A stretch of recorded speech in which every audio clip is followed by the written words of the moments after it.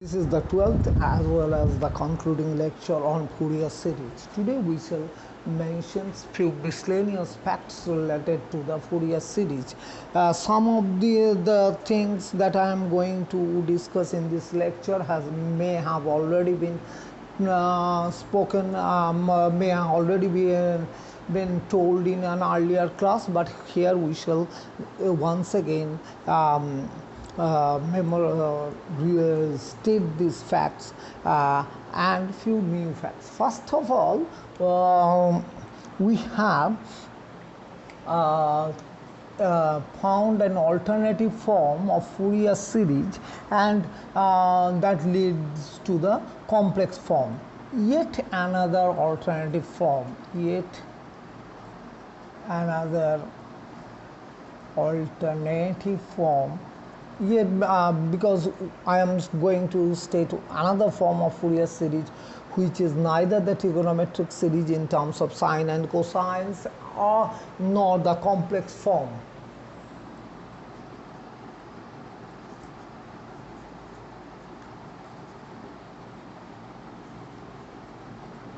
We have, for a function satisfying Dirichlet's condition in AB, can be written as this.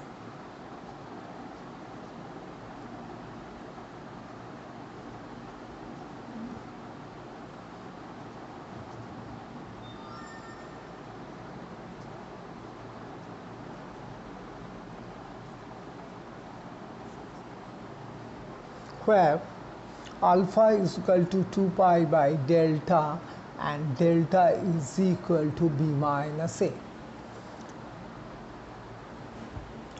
Now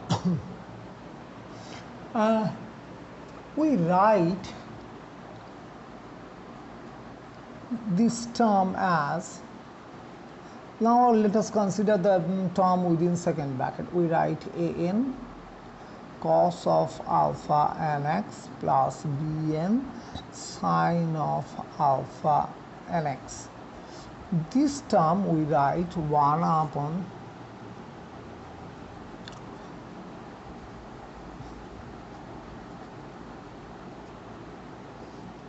so that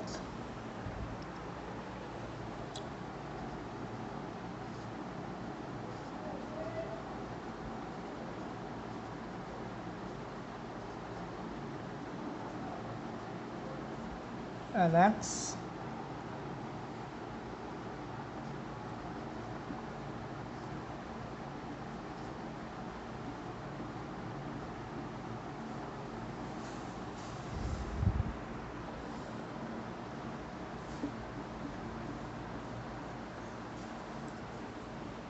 we write this part as cos theta n.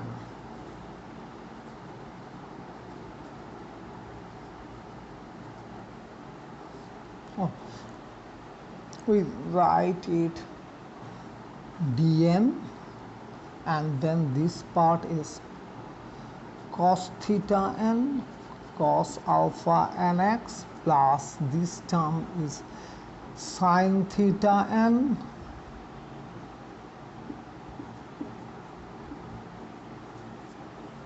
where we define dn as an square plus bn square, the positive square root of it.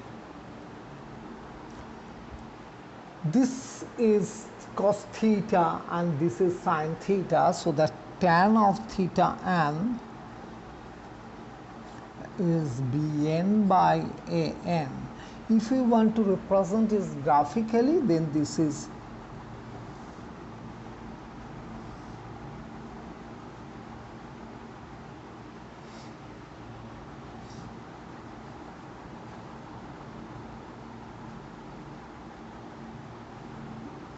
the graphical picture. So this term becomes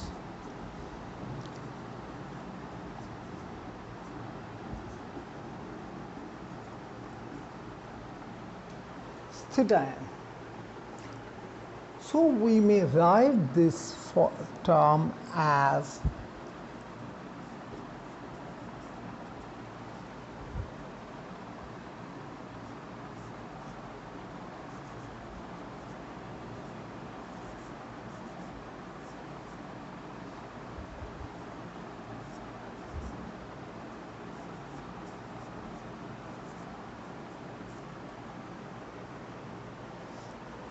theta n with everything is defined and d0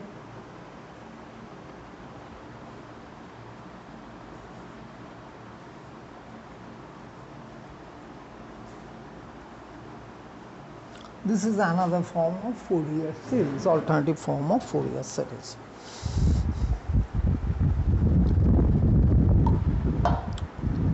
Now come to the point that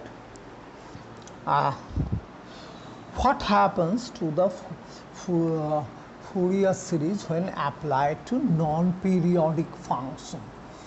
We have already mentioned during the discussion of Dirichlet's condition that periodicity is not an essential requirement of Dirichlet's condition.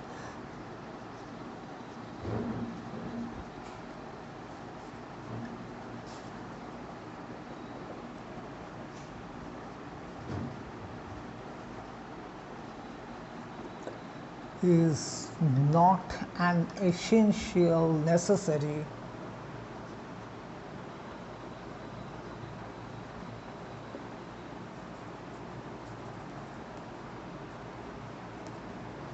to Dirichlet's condition.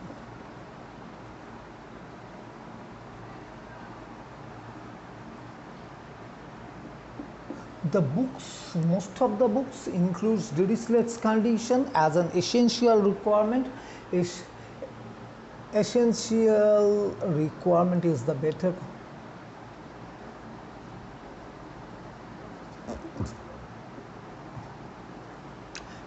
Most of the books mention periodicity as one of the main points of Dirichlet's condition, and then it applies the same theorem for non-periodic function. Categorically, periodicity is not essential. You may have expand an aperiodic function in Fourier series as well.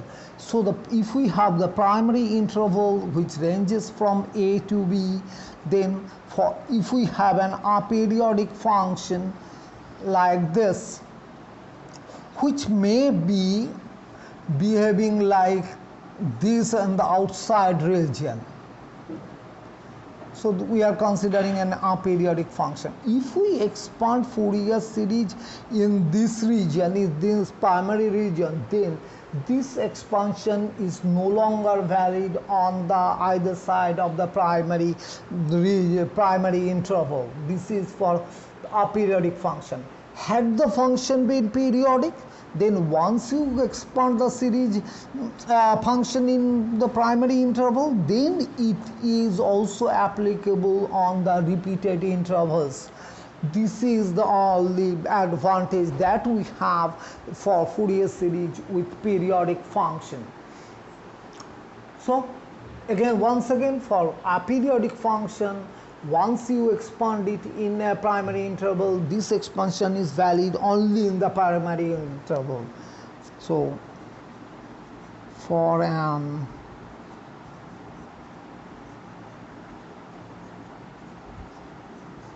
function, the Fourier analysis in AB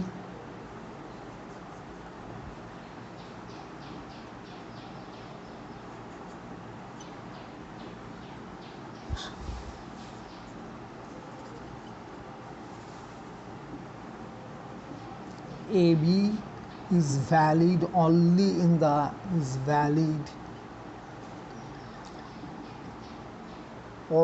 period, only in the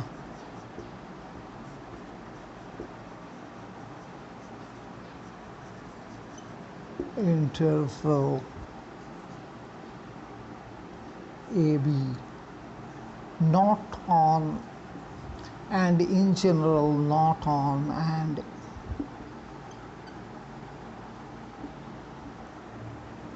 not and in general not valid outside.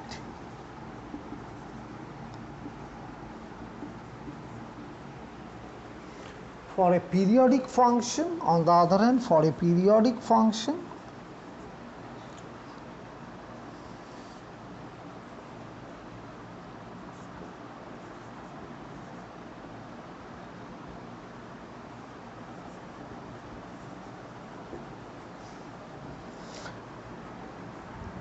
expansion in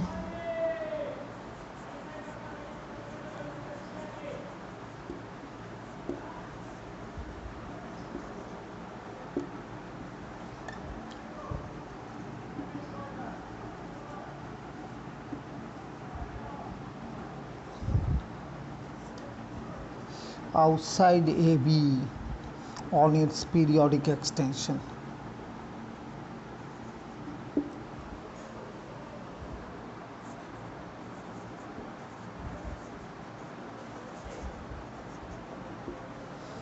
This is the advantage.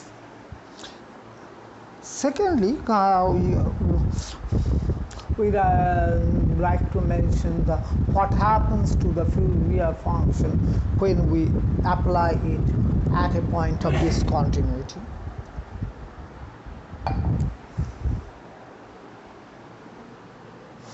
If we apply Fourier expansion to a function at a point which is a continuous point, then the partial sum with increasing n, the partial sum with increasing n approaches if f of c is a continuous point, f of c where with c belonging to AB is a continuous point,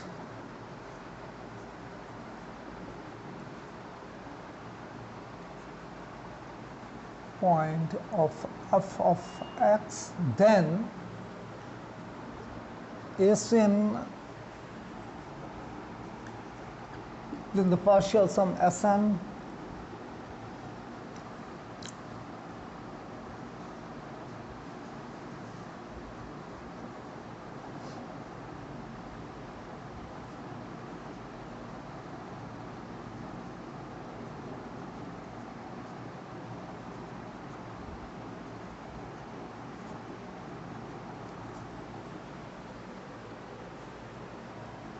on the limit n tends to infinity approaches f of c. This is one part. If, on the other hand, if x of is a point of finite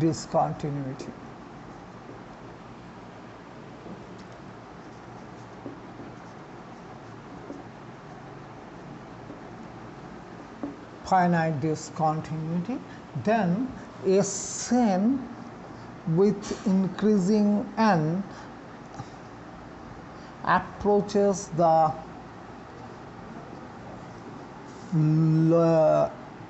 left hand limit plus the average of the left hand and right hand limit. That is, if we have a function like this is the point of discontinuity, x is equal to c, this is the lower limit fc minus, and this is fc plus, then the Fourier series will land off over here. Sn will be there with sufficiently high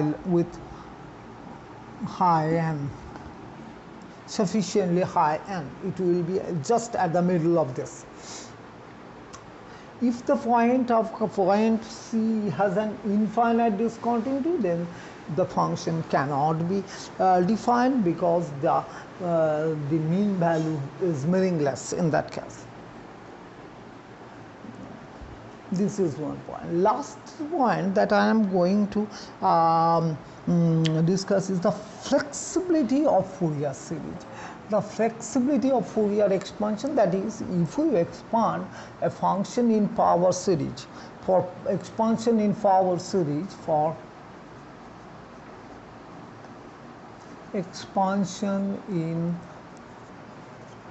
power series, that is Taylor series.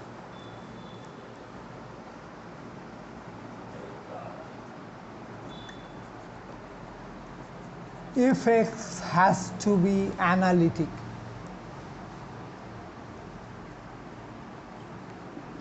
by analyticity we mean the function as well as its higher derivatives are finite in the interval. and and differentiable, finite and and the function can be differentiated as many times as we wish. For a function to be differentiable, it must be continuous. So Taylor series expansion is valid when the function is a continuous function. For a discontinuous function, we cannot apply Taylor series. In the case of Fourier series, we can expand even functions having discontinuities. This is the most advantage of Fourier series expansion over Taylor expansion. And furthermore, we know that the Dirichlet's condition that we have stated is not the necessary condition. The minimum condition for the Fourier series expansion is not known exactly. We can say that if a function satisfies Dirichlet's condition, then it should be expanded in Fourier series. But that does not necessarily mean that if a function fails to satisfy one or more points of Dirichlet's condition, then it cannot be expanded in Fourier series. They can be expanded, then it depends on the special type of function. So the Dirichlet's condition is not a minimum principle, it is a sufficient principle. Now the advantage, if we call the advantage of Fourier series, the Fourier expansion actually says that if we have a function, it may not be a periodic function, it may not be a continuous function, it satisfies only Dirichlet's condition. Then we can say that this can be written as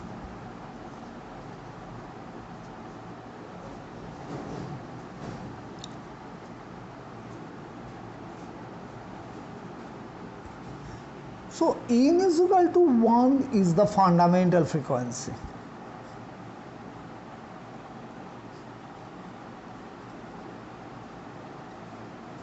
We use the frequency for time series, and n is equal to n greater than is equal to 2 are the harmonics.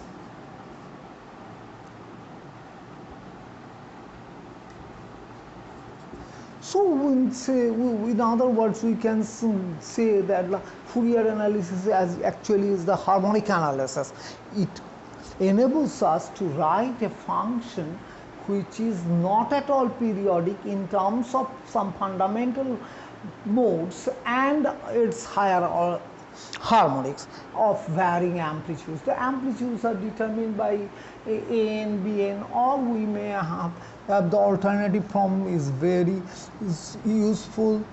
N is equal to 0 to infinity dn cos of alpha nx minus theta n, where dn is the amplitude